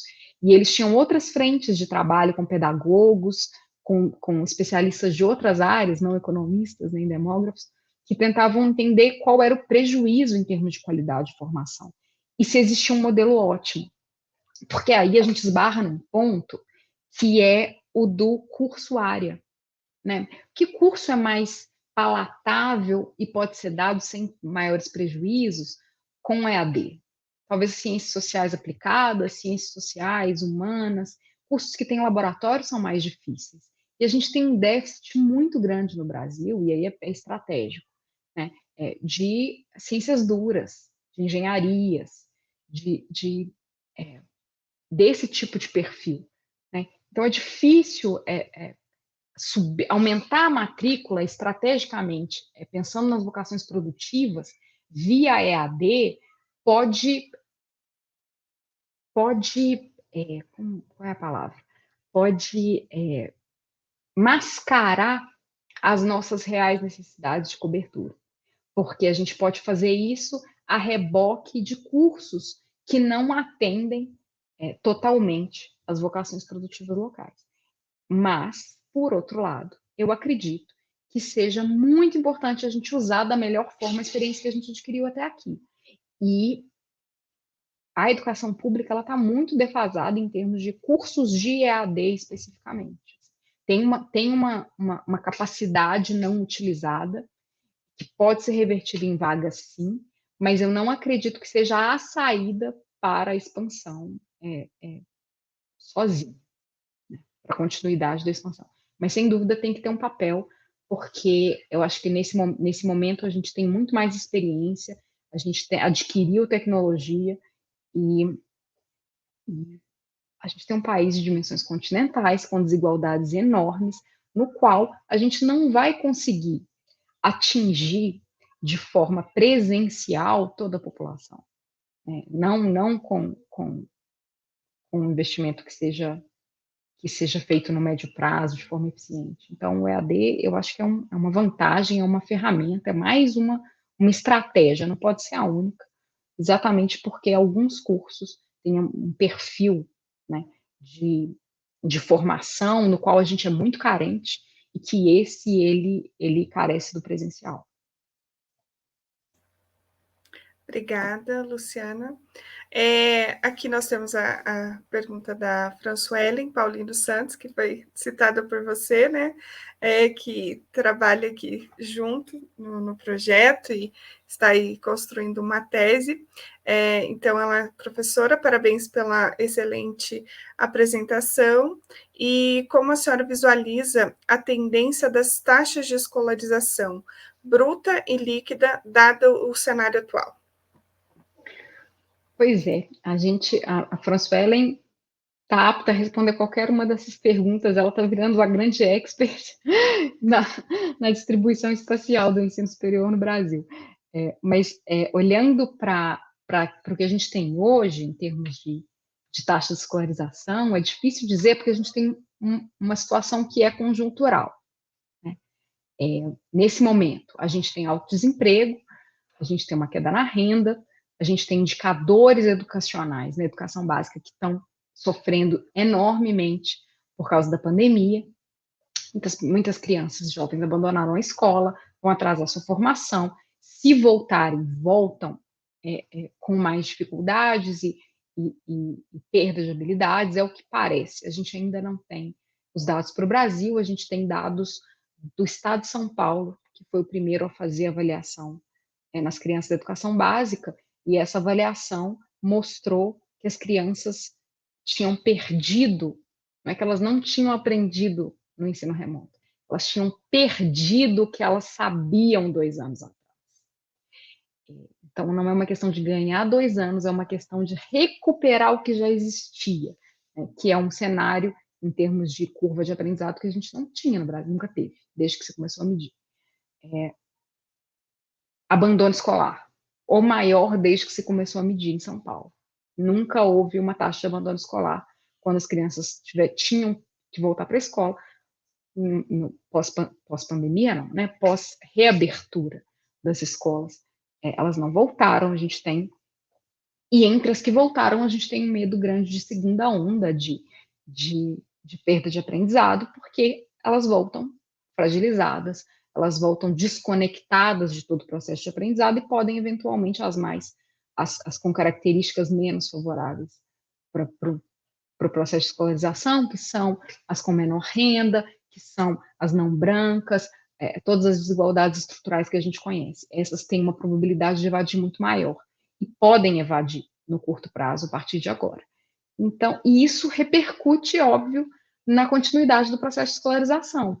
Eu acredito que daqui a 5 anos, daqui a 10 anos, talvez, a gente ainda esteja assistindo um eco desse choque no ensino superior, do choque no ensino básico, né, na educação básica. Quando a gente olha só para o ensino superior, você tem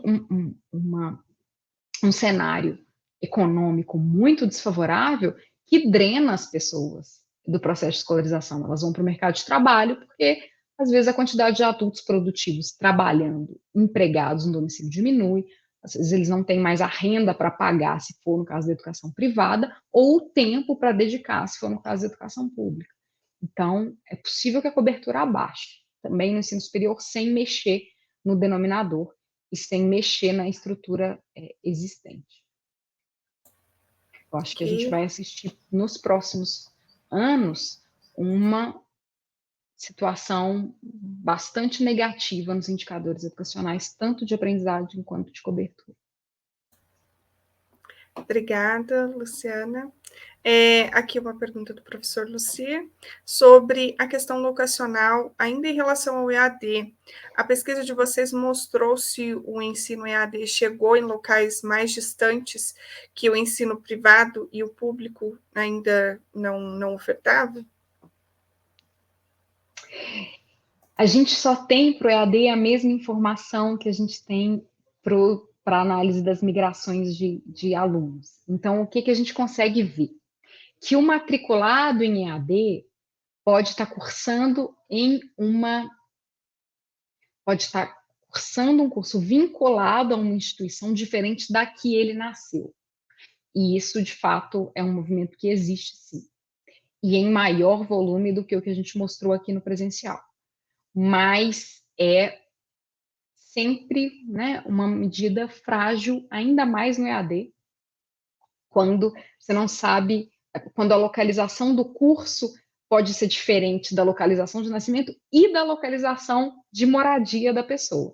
No caso da migração que a gente mostrou aqui, a gente sabe que pelo menos o local do curso é o local de moradia da pessoa, é a última etapa.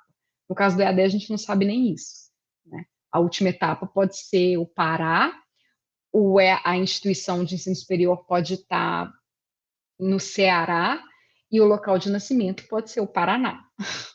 Então, é uma aposta, é uma análise mais complicada de ser feita, porque a gente não tem o dado do endereço do aluno, que seria aí sim a gente conseguiria ver o alcance.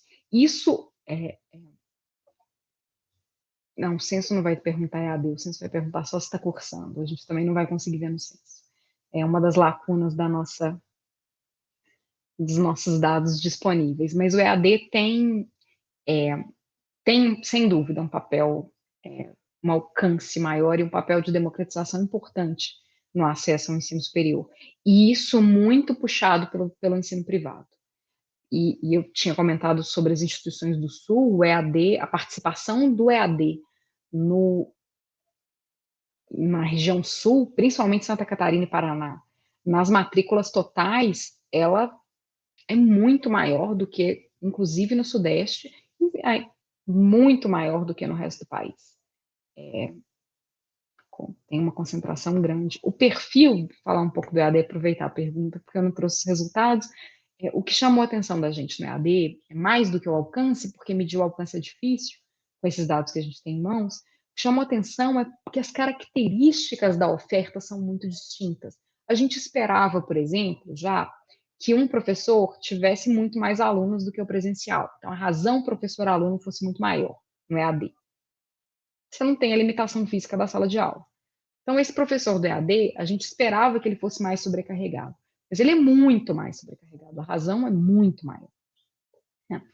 A formação, os professores com doutorado, numa mesma instituição, que, por exemplo, UniOeste tem, se tivesse EAD e presencial, o que a gente observa na média do Brasil é que a mesma instituição que oferta as duas modalidades, ela concentra os professores com maior formação no presencial. Então, você tem um gap, você tem uma desigualdade interna nas instituições entre os dois cursos. E isso para outros insumos. E isso, eventualmente, pode ter desdobramentos de qualidade. Então, dois alunos que fazem o mesmo curso, em dois formatos distintos, numa mesma universidade, podem ter acesso a insumos diferentes e, eventualmente, terem formações com níveis muito distintos. Isso chamou a atenção da gente em EAD e eu acho que é uma questão aberta de pesquisa antes da gente pensar, como o Melquisedeque falou, em usar o EAD como indiscriminadamente como ferramenta de expansão. Obrigada, Luciana. Mais uma pergunta aqui do Diego Martins Marque. Quais os desafios do ensino superior público brasileiro para as próximas décadas, dadas as alterações demográficas do país e os avanços tecnológicos? Os principais desafios, Diego, são promover acesso, considerando que a gente tem desigualdades, as desigualdades regionais que a gente já observou, então você tem que cobrir demandas não atendidas em regiões cuja escala pode ser difícil de atender, por ser pequena. O desafio da interiorização, o desafio da promoção do acesso fora dos grandes centros, ele, no caso da educação superior, ele é muito mais sofisticado do que no caso da educação básica. Porque no caso da educação superior, você tem uma diversidade de formações que vai necessitar de investimentos distintos. Então, por exemplo, eu vou aumentar, ao criar um IES em alguma cidade média no norte do país, o que vai ter lá? Você vai ter ciências sociais, história, biologia, física, geografia, geologia, engenharias. Olha a quantidade de especialidades com estruturas humanas e físicas distintas que você precisa para cobrir algumas poucas áreas. E se essas não forem as áreas corretas, pensando na formação de mercado de trabalho local? Então, eu acho que um dos grandes desafios é conseguir aliar planejamento a um investimento eficiente. A gente tem, como eu disse, demograficamente, uma população jovem que vai crescer cada vez mais lentamente daqui para frente. Ela continua crescendo, a gente não está em taxa de crescimento negativo para essa faixa etária, mas eventualmente a gente vai atingir com essa fecundidade em queda, mas no curto e médio prazo, a gente tem taxas de crescimento um tanto mais lentas, de forma que se a gente aumenta o numerador, as matrículas, a nossa taxa de cobertura vai aumentar. É mais a velocidade que a gente precisa aumentar as matrículas para conseguir aumentar o indicador, ela é menor, porque a gente não precisa ficar correndo atrás de um denominador que cresce, que explode loucamente. Então, o desafio é como fazer isso de uma forma inteligente, né? Pensando estrategicamente em áreas, pensando que a gente tem áreas muito descobertas e que são fundamentais num cenário produtivo moderno, mas que são caras, né? É muito mais difícil instalar um centro superior que dê conta de especialidades que precisam de determinada infraestrutura física e profissionais, do que outras que podem ser feitas até remotamente, como é o caso das ciências sociais aplicadas, que acho que a gente teve mais facilidade para se adaptar do que outras áreas. Acho que parte do desafio é planejamento, é conhecer profundamente o tamanho da demanda, o perfil da demanda e as carências em termos de curso, né? Carências setoriais, carências de área em cada região do Brasil. É exatamente isso que a gente estava tentando fazer junto ao CGE. E em todas essas frentes a gente tem enormes dificuldades. Eu vou te dar um exemplo de um desafio. Essas taxas que eu acabei de mostrar, de taxa líquida de escolarização líquida, taxa bruta, taxa de escolarização bruta, elas dependem de um denominador que é a população de 18 a 24 anos. A gente não tem censo demográfico desde 2010. Então, a gente não tem a população do município por 18 a 24 anos. A gente tem uma projeção do IBGE, uma projeção do Ministério da Saúde, todas por grupos quinquenais que não alcançam 18 a 24 anos. Então, a gente precisa projetar, ou no mínimo interpolar projeções que estão distantes do censo demográfico em 11 anos, para estimar o que é esse denominador. Mesmo para o planejamento mais simples, que é a medição de demanda, a gente ainda não tem dado.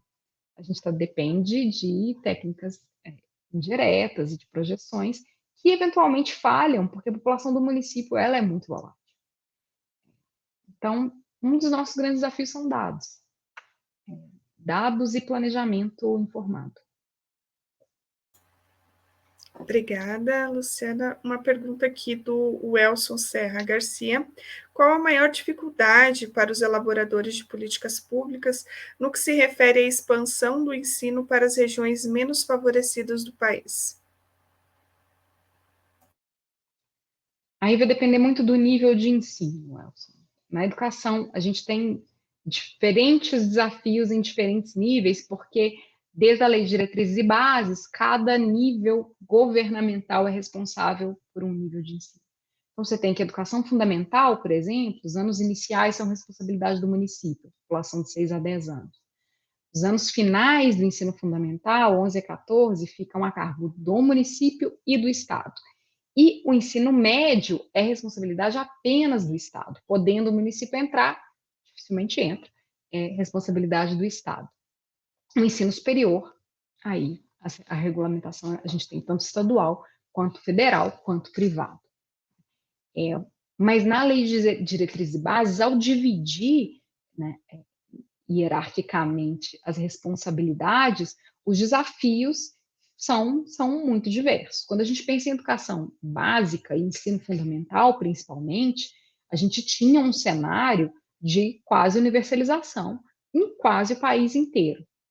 Quase, porque, óbvio, tinham diferenças. Tinha lugares em que a cobertura era 80%, 85%, mas uma cobertura que crescia e que vinha. Esse era considerado um desafio superado até a pandemia.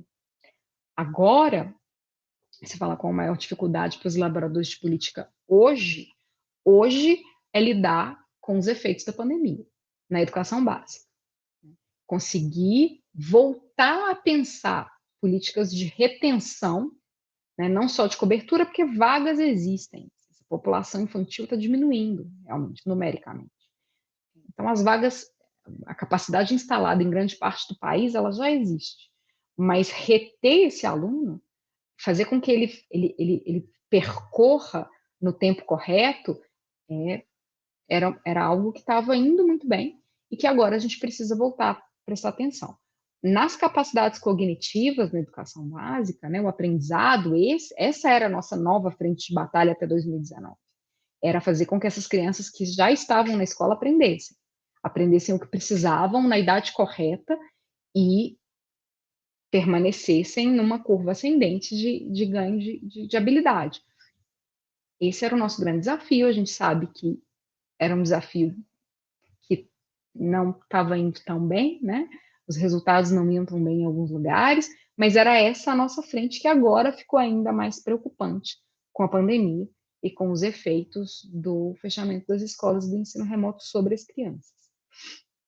Para o futuro, talvez os efeitos de cobertura e quantidade escolar eles sejam superados mais rapidamente, mas a gente vai assistir ao longo de algum tempo ainda problemas, né, dificuldades para recuperar e colocar essas crianças numa curva de aprendizado correta, porque ainda que elas evoluam, a gente precisa fazer com que elas evoluam exatamente no mesmo nível.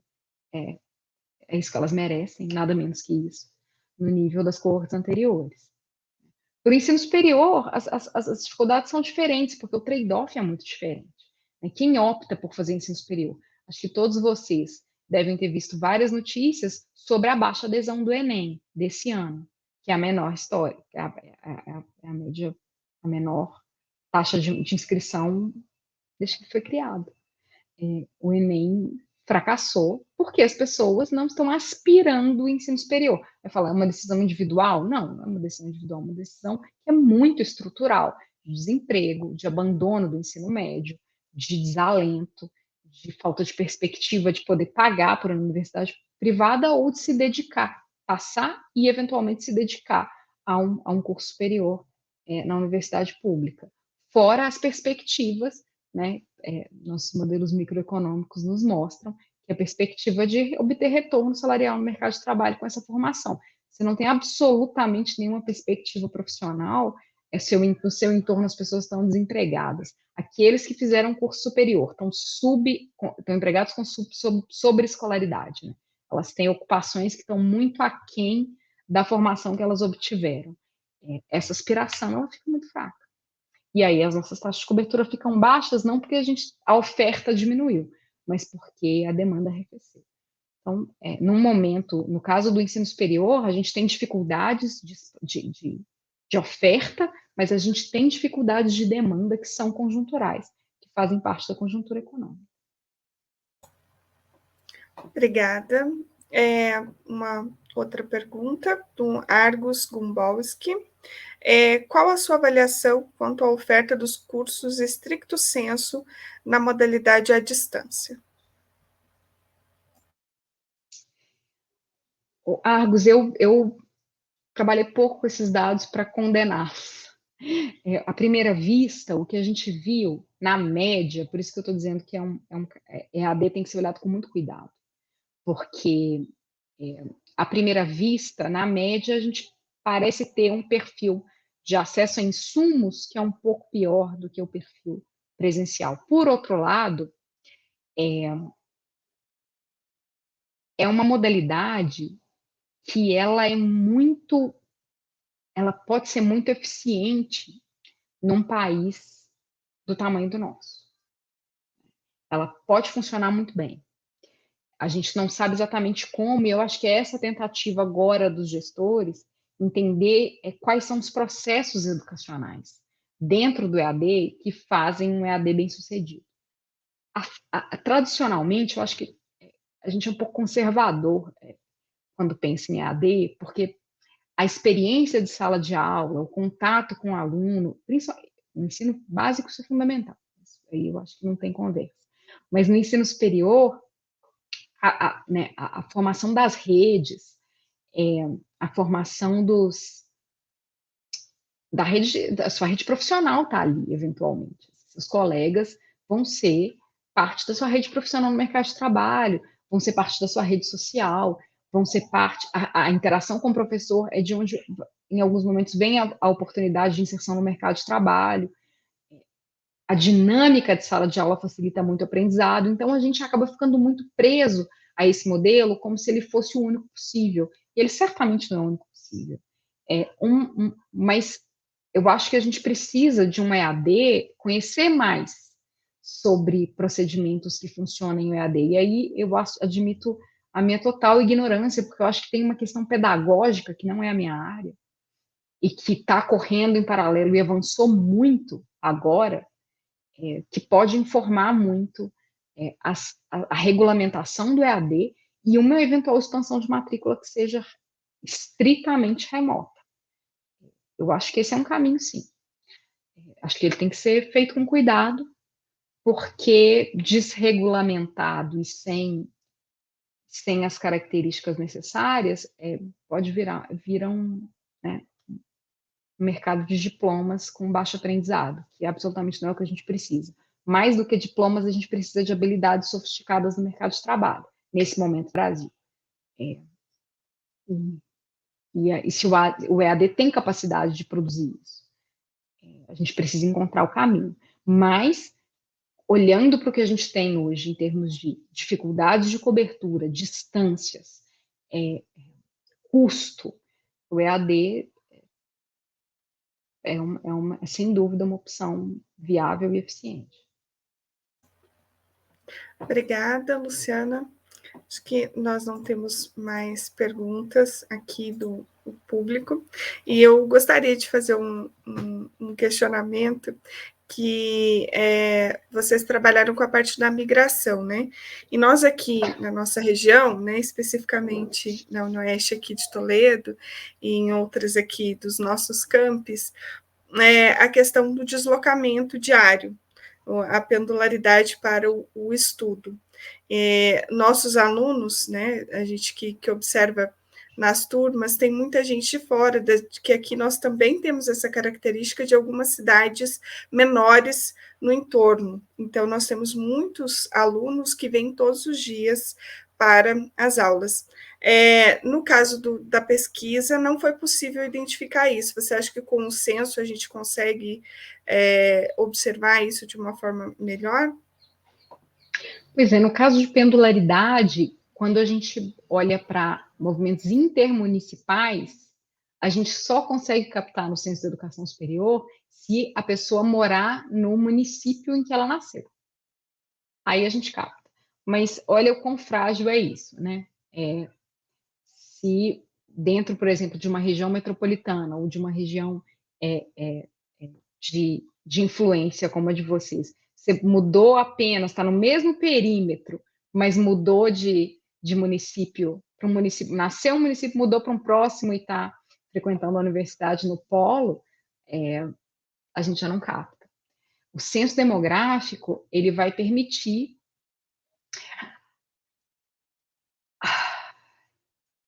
lembrar qual é o quesito que está lá, porque a gente consegue curso, consegue formação, né, se a pessoa está ou não matriculada, mas eu não sei se tem informação sobre a instituição da matrícula e a instituição da formação. Também não me lembro dessa informação. Talvez não tenha, talvez a única saída fosse o endereço do aluno no Censo da Educação Superior, que eles têm, mas que por questões de confidencialidade de dados, certamente isso não vai ficar disponível, até porque as informações individuais estão ficando cada vez menos disponíveis. Esses dados administrativos, eles estão... Tem até muito debate dentro do INEP e fora também, em como esse seria o caso de começar a divulgar apenas subamostras. Tem uma tentativa de desidentificação antes de divulgar, porque dependendo das características, se são características raras para aquele local, a gente consegue saber quem é o aluno da engenharia de produção, que tem 48 anos e é asiático. Sabe, assim, quando você começa a pensar as informações individuais, você não precisa do nome, e aí a pessoa fica exposta. É a mesma coisa para o censo escolar. Então, eu acho que o nosso movimento é o contrário, é de ter cada vez menos nessas bases administrativas do que mais. Então, infelizmente, eu acho que isso a gente não consegue captar. Talvez os dados da própria UniOeste tenham, do UFMG eu sei que tem. Uma base de dados interna que permitisse vocês conhecerem os movimentos. É uma boa opção aqui para a gente tentar analisar, aqui dentro da própria universidade. Luciana, alguns alunos pediram se você puder disponibilizar os slides, então, se você puder me passar, depois eu disponibilizo no site do NDR para todos que quiserem baixar aí os slides. Acho que não temos mais questões, né? Então, mais uma vez, Luciano, eu quero agradecer imensamente a sua participação, agradecer pela excelente exposição que você nos fez aqui e por realmente contribuir grandemente para esse debate que é de extrema importância, e eu acho que cada vez mais, né, são o que você bem colocou, são desafios que foram, né, que a gente tem desde sempre, desde muito tempo atrás, e aquilo que vem acontecendo, as mudanças, também nos levam a pensar sobre isso, nós que estamos, né, dentro do ensino superior, seja como docente, como discentes, então são desafios, e acho que a sua colocação, a pesquisa que vocês fizeram, trouxe, né, luz sobre isso, e indicando que nós temos realmente muita coisa a levar disso para frente, para o planejamento, para o desenvolvimento regional. Então, muitíssimo obrigada. Nós esperamos que em breve, né, a gente possa se encontrar pessoalmente e que você também venha conhecer a nossa universidade aqui em Toledo. Eu vou gostar muito. Eu queria agradecer muito o convite, foi ótimo. Ótimo rever Crislaine, que foi nossa aluna do CEDEPLAR. Ótimo poder falar com vocês. Espero que a gente possa fazer isso presencialmente, eu conhecer, né? Cada um, a gente discutir de um jeito mais humano, é sempre bom. Esse formato é ótimo porque permite o alcance, né? Como é EAD, mas tem todas as perdas de interação que a gente tanto gosta. Mas muito obrigada pelo convite, foi um prazer. E eu estou à disposição de todos, eu deixei meu e-mail no final. É sempre muito bom interagir com com todos. Obrigada. Nós agradecemos muito e agradecendo também a presença de todos e de todas e convidamos para participar da próxima atividade da Escola de Altos Estudos, que será amanhã, dia 2 de dezembro, também às 14 horas, e a palestra é a Pós-Graduação Brasileira, Riscos e Tendências, do professor Dr. Clóvis Ultramari, da PUC Paraná. Uma boa tarde a todos e todas.